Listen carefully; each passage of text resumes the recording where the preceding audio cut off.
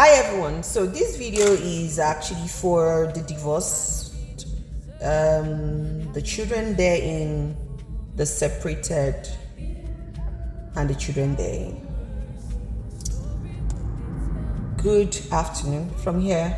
This is the Queen of Reality, and I want us to discuss about matters arising after divorce, matters arising after separation.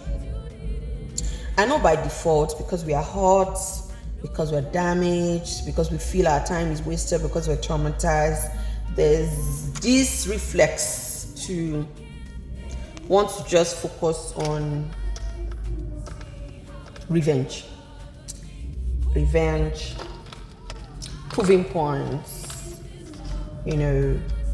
showing off, evil things, fighting, and all of that. Because by default,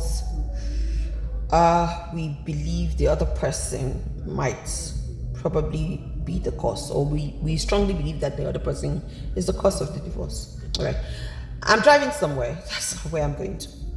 So where I'm going to is that as much as it might be heavy in your heart to want to focus on these things that I've mentioned, I think there are some things that are even more important than taking a revenge, than thinking evil of the other person, than looking for ways to what we call checkmate the person. There are some other things that are more important, and in it is the care of the children. So I'll say, as someone who has been there and done that rather than focus on revenge, why don't you first take account, be accountable for your contribution to taking the decision to marry that person, and also the dissolution of that marriage. I know it's easy to say, oh, what did I do wrong? I do what I should do. But firstly, my sister, my brother, the first thing you did wrong was even making that decision in the first place. The earlier you take that fault, that blame, the better for you. For everything that you do that doesn't turn out right, either being with someone, either in business, be accountable for it. One way or the other, passively or actively, you have contributed to choosing that partner. I know it's hard to believe, but it's the truth, right? Also, you have contributed to the dissolution of that marriage. Take accountability. Be accountable for it. Accept the blame within yourself. Like, these are the places where I'd gone wrong. These are the things I didn't take action about. It will make you have this clear heart to move ahead. It will make you have this desire to start on a good state. Secondly, focus on your children, especially if you're in custody of the children. Let's avoid the temptation of using a child as a bait.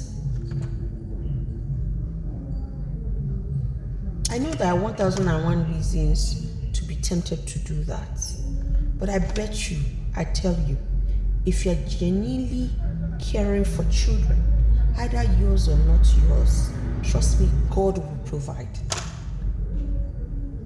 It might be rough in the beginning. Talking from experience, it might be difficult from the beginning, but God will make a way. It will come true. So rather than focusing on how to strategize, on how to use the children as a bait, except in cases where the other parent is not a good parent, doesn't appear is a parent that has shown in several ways that it will be a bad influence on the children. she has shown in several ways that she'll be a bad influence on the children, and you have gotten caught induction to avoid them or for them to be on their own, you be on your own. It's fine. Aside that, avoid focusing. I'm not saying you should not do what is right or not do what you think you should do or should not prove your point, but don't let it be the center of your life. If you ask me, a parent that is actively involved in the life of the children has rights, equal access to the children. So please, that for me, when you focus on baiting the children, you would even waste your time. Times you're supposed to use to raise the children. You know, I'm a strong advocate of children. Time you're supposed to use in raising the children, we are busy talking to them, you know, about how bad their mother is, about how bad their dad is. What's your business with that? The children will figure out in the future who their parents are. The children are not blind. They can see. Please. And then some of us would be teaching our children on how to snitch, and, on how to, lie. You don't need that. If you want your partner to be accountable, if you want your partner to be responsible, if you want your partner to contribute, go to them straight. If it has to do with court case, go to court. If you think their money is very important in raising that child, go to court. Please, let's stop involving these innocent children. It's enough trauma that they signed for two parents and they are raised by one. Let's face our partners. We are the two stupid people that have made a decision, right? So let's face it squarely with our partner. Quickly, I'll go to the third one. Third one, focus on getting a better life. If you are someone that is so intoxicated and so consumed with your self-worth, your self-esteem, you will not have time to think about any ex. It's not a thing of pride. Focus on getting a better life. Focus on being better. Focus on not making the same mistake again. Focus on having a stronger, self-reliant, independent life. Especially for a lady. And sometimes for a guy. Please, and please. The more you think about revenging, proving a point, the lesser you focus on yourself and you destroy yourself. Just know that you can always start anywhere. Life after divorce is not the time you want to spend unnecessarily. It's a time of reflection. It's a time of coming down from our high horse, because either you like it or not, you have failed. Oh, I'm not the one at fault. Oh, I don't used to talk to him. He's the one beating me. Oh, you have failed in that area, my sister. You have failed in that area, my brother. So focus on how to do it better next time. Focus on maybe not to even try it again next time, if that's what you have decided not to do.